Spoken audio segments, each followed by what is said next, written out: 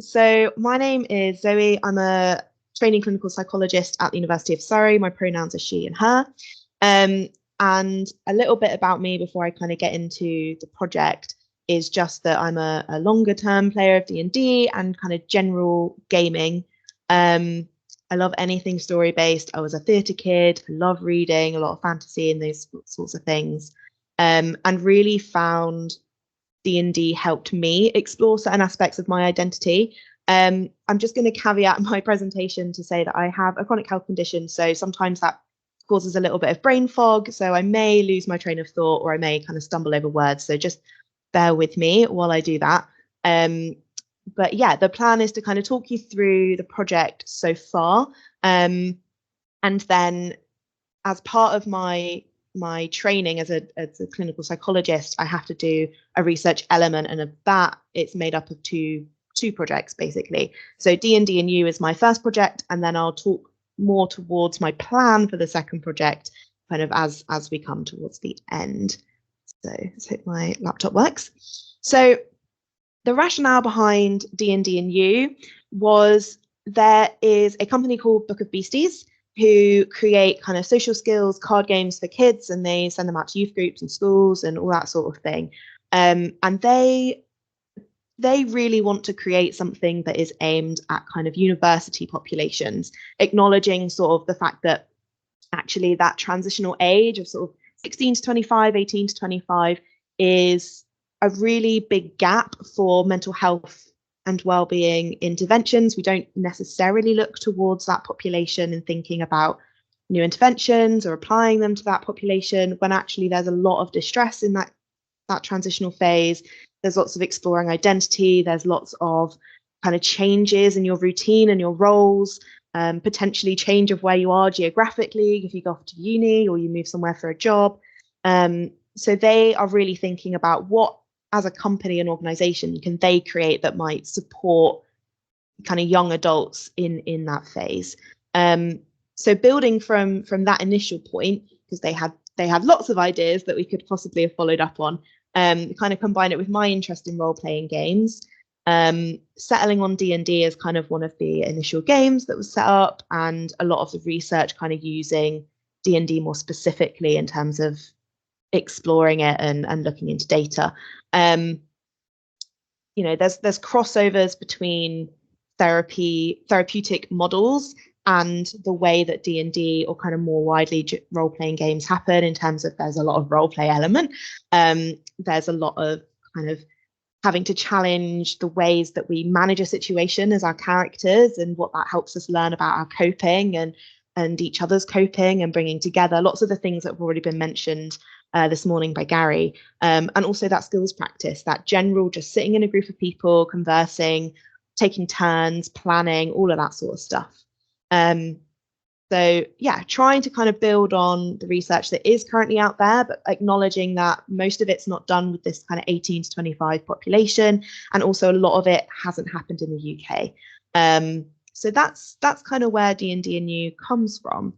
So the objectives of this specific study is to explore the understanding of young adults' self and the role of playing D&D within the development of that, to explore the relationship and understand the relationship between D&D and wellbeing and mental health, whether or not there has been an impact that people identify and what that impact may have been, and also to understand how D&D could be used to kind of optimize therapeutic interventions or tools in the future. Something Book of Beasties we're really thinking about is actually, as a DM, a lot of the time you're managing these storylines and kind of story beats that may be bringing things up for people that they hadn't necessarily realized would happen, or they've intentionally added it into their character or kind of their story arc within the campaign setting to be able to explore some of that stuff. But actually, as a regular DM that's just in the general population, you might not be so set up to manage that. So something they're thinking about is there some kind of tool or some kind of training or something that they could set up for people to kind of skill people up in it, kind of in the same vein of kind of the mental health first aid. Could you create something similar but for people who DM more generally, to skill them up and make them feel more confident, or help them know where might they be signposted if there is stuff coming up in their games? Where do they go? So yeah, as part of that, we're also looking at kind of online platforms that might support thinking about and eking out some of those ideas about what's helpful, what's not helpful, about the tools and the kind of systems and things that are already available to us as players, as DMs. What are kind of the facilitators that help D&D feel like a good and useful space, and what might be some of the barriers to that from that point of view. So yeah, building on research so far, and thinking about what Book of Beasties are interested in as sort of the people who initially suggested the idea to the university before I was brought on board as the trainee.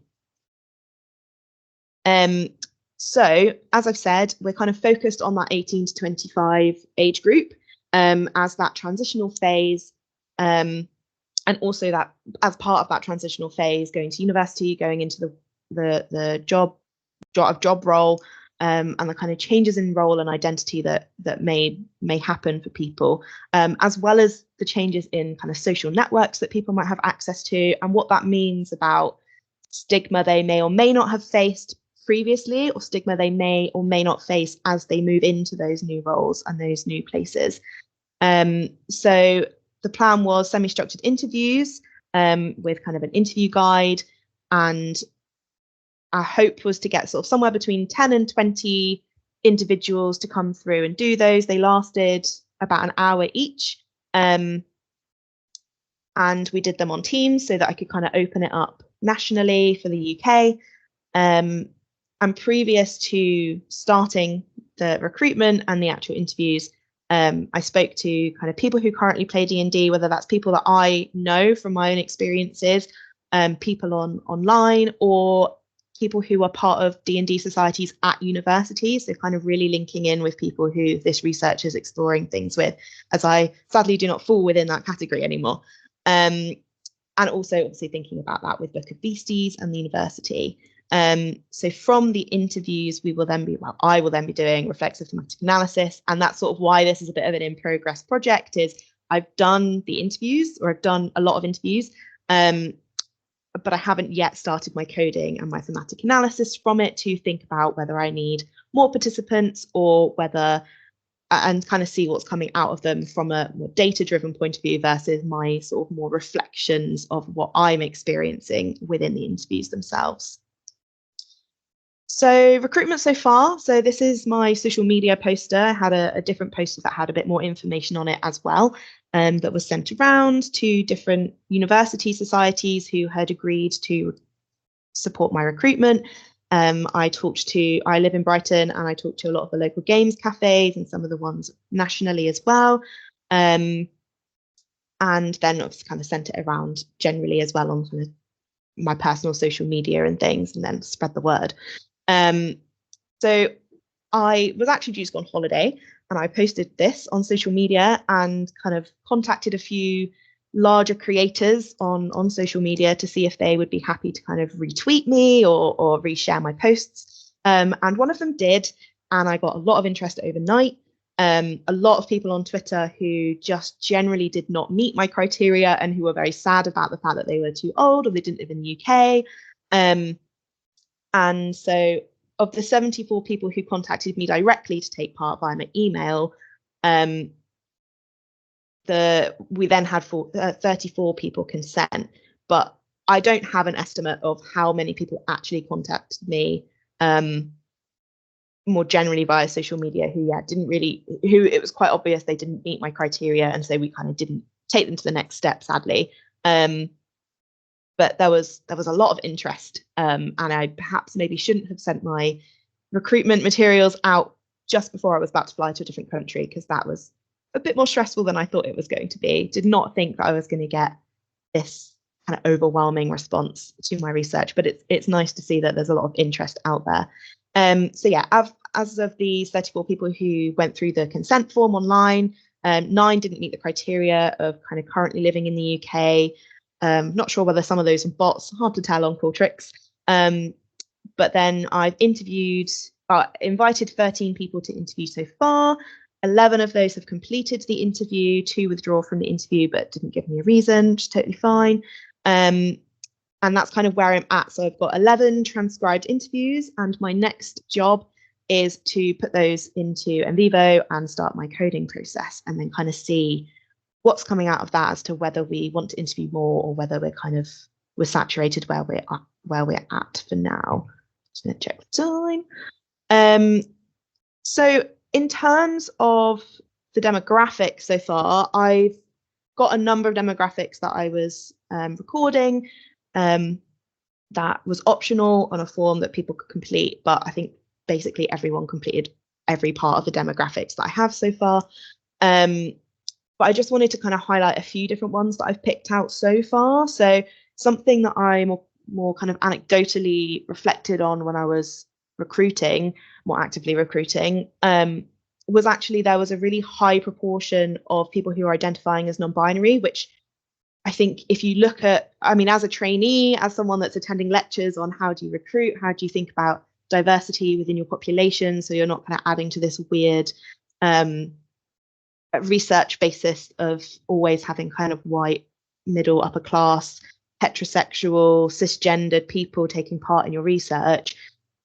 It was then quite surprising having that drilled into me that actually a large proportion of people that were applying to take part in my research were identifying as non-binary. So actually within the people who have completed interviews so far, you can see that, again, it makes up a large proportion. There's some research I found that kind of goes into looking at gender exploration more specifically and sort of experiences for those of us who are in the LGBTQ plus community, of how we might use D&D and role-playing games, or kind of not necessarily intentionally, but the experience that we have and the benefits or the kind of challenges that we maybe face during those games that, you know, facilitate discussions around it and exploration around it. In terms of my ethnicity so far, as you can see, kind of a majority are, just under half are white British, and then there's a couple of people who identified as Asian British, a couple who said they were mixed ethnicity, and a couple who were white other.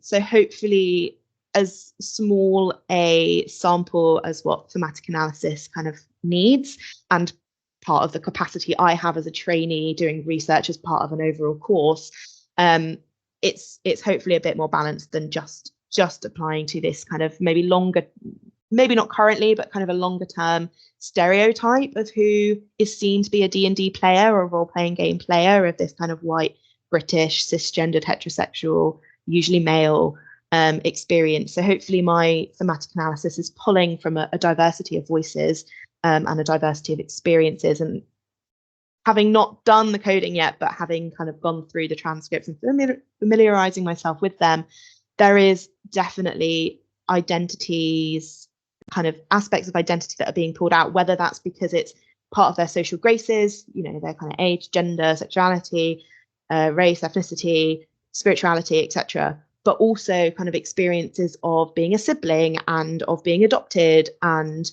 of those kind of elements, or kind of their occupational role and how there's links between those things. So it'll be interesting to see what comes out when I actually do the next stage of my research. And as part of this, because obviously I'm a trainee clin psych and we're thinking about this in terms of therapeutic applications, we're also kind of looking at whether people have accessed mental health services, whether they identify as having a mental health condition or having had a mental health condition, whether someone identifies as autistic, has ADHD, those sorts of things as well.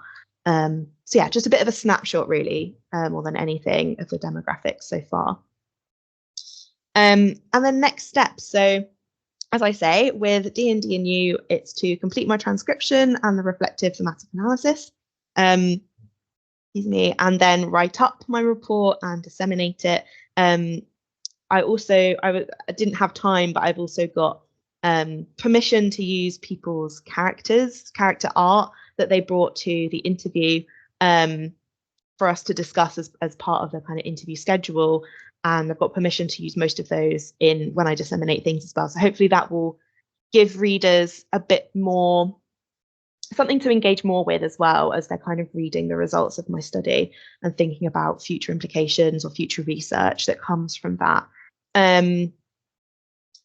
I realized I didn't actually talk through what's included in my interview guide, which I had planned to do. So just as part of that, we are looking at someone bringing their character to the interview to think about that character and kind of focus on that character to give a kind of grounding to the interview, thinking about how people came to D&D specifically, like what was their journey into it, how did they find it, who introduced it to them, etc. How those things maybe impact or are linked with their mental health and well-being, and also evaluating what they find facilitators or barriers within D&D itself to all those things that they maybe have brought and discussed within the interview itself. There may be more questions because I'm sure I've missed a whole bunch of stuff that I'd planned to talk about, but that's okay. But my second project, so at the moment I'm in the drafting phase and planning stage. The idea is that we would explore attitudes of psychological professionals towards role-playing games more generally.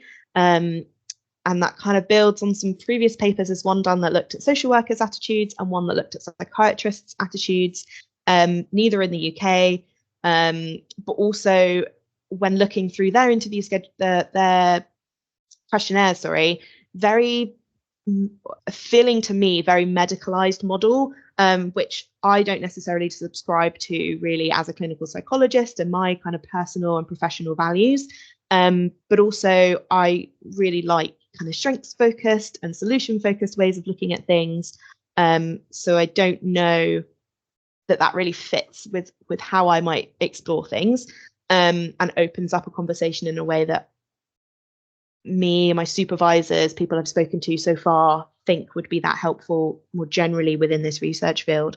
It would be a mixed methods online questionnaire, a lot of Likert scales, and then kind of open text boxes for people to be able to kind of give a rationale behind why they're scoring things a certain way. But I'm at the point of kind of querying, what do I include as my like what's my inclusion exclusion criteria? What are we counting as a psychological professional?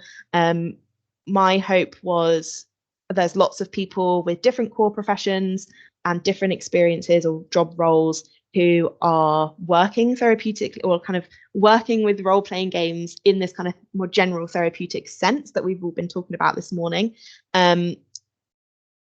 And so actually it would be really useful to hear those voices and hear those experiences of people who have got a kind of familiarity with role-playing games, but also people who haven't. So I really didn't want to restrict it to just clinical psychologist experiences of it, or looking at just qualified versus kind of training experiences, and really thinking about opening that up. So far I'm kind of thinking about basing it around the Psychological Professionals Network's list of psychological profession roles, and also sort of looking at Higher Education England's funding of different courses. Obviously they don't necessarily fund counselling psychology and forensic psychology, but there may be real benefit of including those professions. So yeah, that's kind of where I'm at with that. And just thinking about kind of recruiting through word of mouth, through social media, the thought of kind of connecting with professional bodies, whether they're able to send things out on my behalf. And I haven't done a power calculation for how many I would need. Though it's sort of recognised with training projects that a lot of the time we're just not going to meet the power because of the capacity that we have. But the thought is to base that power equation more so on the estimates of the different professional bodies as to how many psychological professionals there are in the UK. So yeah, sort of looking into that at the moment as well. So yeah, I think I've covered most things I planned to. But yeah, if you want to stay in touch, that's my email and my Twitter or my X handle, or connect with me on LinkedIn. And then, yeah, if there's any questions now, I can try and answer them. Please be kind. I'm also not sure about timing. But yeah, and there's just some references on there too, but we'll ignore those for now.